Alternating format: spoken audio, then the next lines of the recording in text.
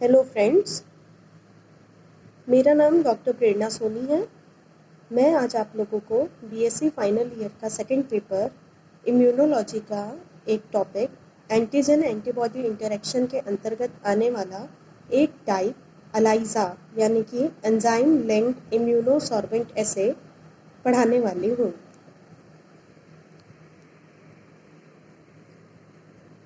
जिसके अंतर्गत हम कंटेंट देखेंगे general concept, historical background, why known as ELISA यानी कि इसे अलाइजा क्यों कहते हैं, इसका basic principle, method and applications.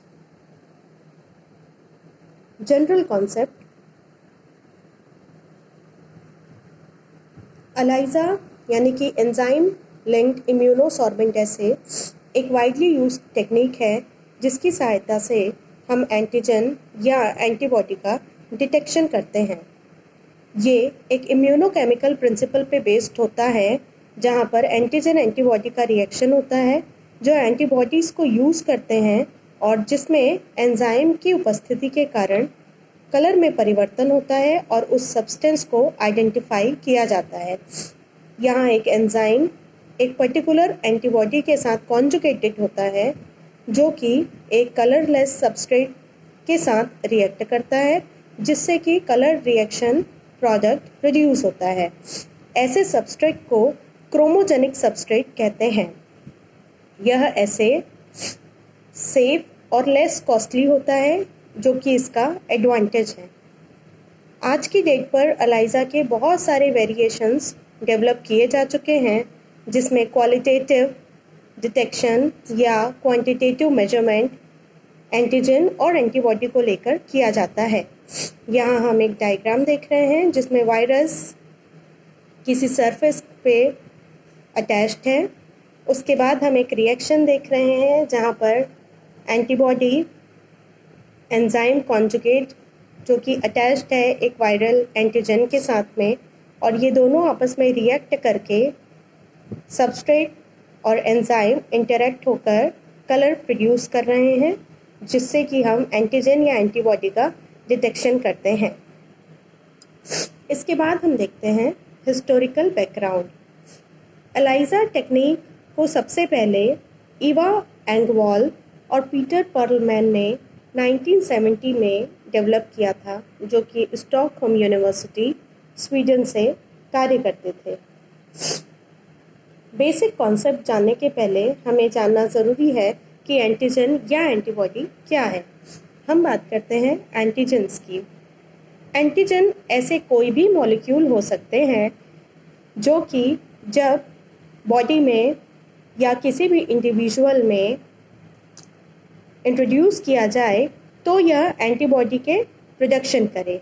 Any molecule that induces production of antibodies when introduced in the body of an animal is called antigen. Anything bacteria, virus, protein molecule, carbohydrate molecule, microorganism, allergens, pollen grains etc. यानी कि कोई भी वस्तु इनमें से वो antigen हो सकता है जिसका सिंबल हम इस तरीके से प्रदर्शित करते हैं। अब बात करते हैं एंटीबॉडी की। तो एंटीबॉडी ऐसे प्रोटीन के मॉलिक्यूल होते हैं जो कि इम्यून सिस्टम में किसी भी एंटीजन के अगेंस्ट हमारे बॉडी के हेल्प करने के लिए प्रोड्यूस होते हैं। So they are protein produced by immune system which help defend against antigen.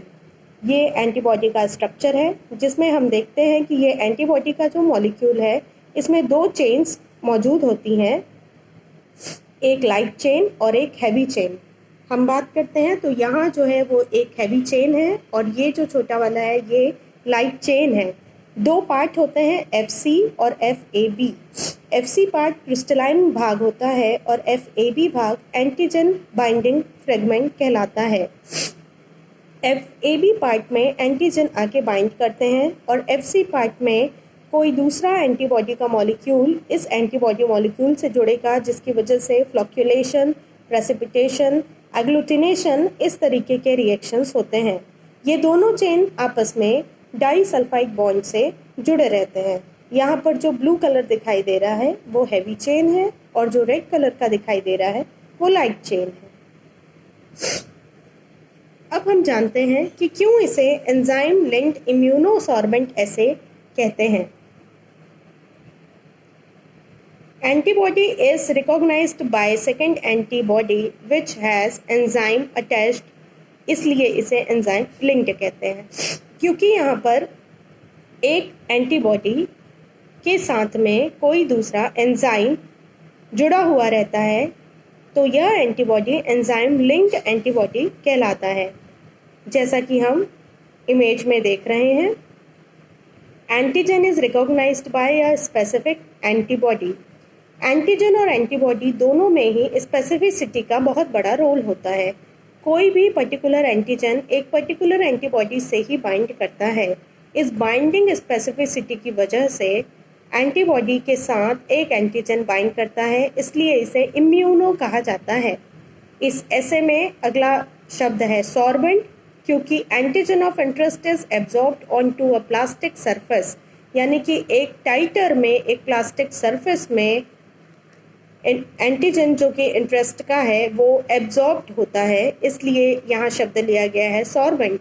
And substrate react with enzyme to produce product usually coloured, तो यानी कि वह रिएक्शन जहाँ पर वह सबस्ट्रेट किसी एंजाइम के साथ में रिएक्ट करेगा और एंजाइम उस सबस्ट्रेट को प्रोडक्ट में कन्वर्ट कर देगा, उसे कहा जाता है एसे, और जिसकी वजह से कलर प्रोड्यूस हो जाता है। इसलिए इस पूरी प्रक्रिया को कहा जाता है एंजाइम लिंक्ड इम्यूनोसॉर्बेंट एसे। हम इस इमेज में देख रहे हैं कि डिफरेंट टाइप के एंटीजन जो सैंपल में मौजूद है, जिनकी स्पेसिफिसिटी बिल्कुल अलग अलग है, जो ब्लू कलर में दिखाई दे रहा है।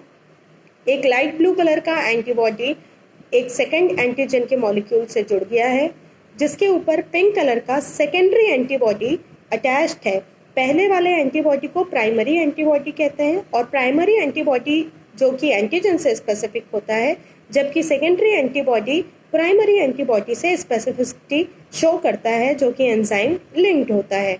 और यह सेकेंडरी एंटीबॉडी के साथ एंजाइम की उपस्थिति की वजह से सबस्ट्रेट बाइंड करता है, और यह एंजाइम उस सबस्ट्रेट को कलर प्रोडक्ट में कन्वर्ट कर देता है। इस प्रकार से यह रिएक्शन पूरी होती है।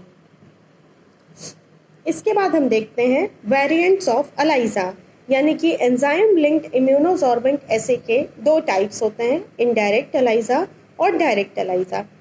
हम बात करते हैं इनडायरेक्ट अलाइजा की, तो इस केस में this reporter antibodies bind to the bound autoantibody from the sample, forming a complex consisting of immobilized antigen, autoantibody and labeled reporter antibody.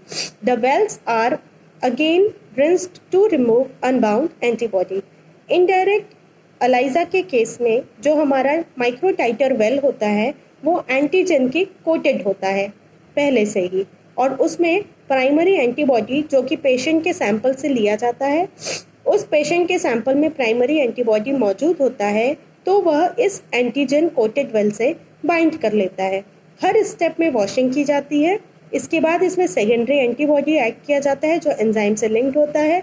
अगर प्राइमरी एंटीबॉडी मौजूद है और यह कॉम्प्लेक्स बना हुआ है, तो सेकेंडरी एंटीबॉडी प्राइमरी एंटीबॉडी से जाकर जुड़ जाता है, और फिर हम जब इसमें सबस्ट्रेट ऐड करेंगे तो रिएक्शन होगा और कलर दिखाई देगा। इसे हम कहते हैं इनडायरेक्ट अलाइजा। बात करते हैं डायरेक्ट अलाइजा की। The secondary antibody attach to the bound protein from the sample forming a complex consisting of immobilised antibody protein and labelled secondary antibody. इस डायरेक्ट अलाइजा में माइक्रोटाइटर वेल प्राइमरी एंटीबॉडी से पहले से attached होता है, bound होता है, और यह प्राइमरी एंटीबॉडी में पेशेंट का सैंपल लिया जाता है। उस सैंपल में एंटीजन का डिटेक्शन किया जाता है। अगर पेशेंट के सैंपल पॉजिटिव है, यानी कि उसमें एंटीजन मौजूद है, तो यह एंटीजन जैसे ही इस वेल में जाएगा तो वह प्राइमरी एंटीबॉडी से स्वतः बाइंड कर लेगा। इसके बाद हम इसमें सेकेंडरी एंटीबॉडी ऐड करते हैं, जो कि एंटीजन के दूसरे एंटीजेनिक वेरिएंट के लिए स्पेसिफिक होता है, और सेकेंडरी एंटीबॉडी जो एंजाइम लिंक्ड होता है वो इस एंटीजन के एंटीजेनिक डिटर्मिनेंट से बाइंड कर लेता है और एक कॉम्प्लेक्स बना लेता है। चूँकि इस टाइप में प्राइमरी एंटीबॉडी, उसके बाद एंटीजन और उसके बाद सेकेंडरी एंटीबॉडी आपस में जुड़ते हैं तो एक सैंडविच जैसा स्ट्रक्चर जो है हमारे सामने आता है। इसीलिए डायरेक्ट एलाइजा को सैंडविच एलाइजा भी कहते हैं। तो ये दो प्रक्रिया है, इनडायरेक्ट एलाइजा और direct ELISA. Direct ELISA antibody का डिटेक्शन करता है और इनडायरेक्ट एलाइजा एंटीजन का डिटेक्शन करता है। दिस इज द इमेज जो कि हमको प्राप्त होता है जब ये रिएक्शन कंप्लीट होता है, जिसमें हार्डली 4 to 5 मिनट्स लगते हैं और उसके बाद ये रिएक्शन यानी कि एंजाइम उस सबस्ट्रेट को प्रोडक्ट में कन्वर्ट कर देता है। तो इस तरीके से yellow to blue conversation colour में आता है जो क्रोमोजेनिक प्रोडक्ट की वजह से होता है। Applications,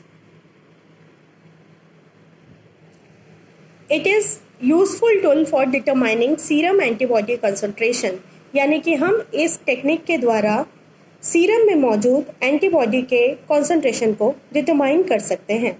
ELISA can also be used in toxicology as a rapid presumptive screen for certain classes of drug.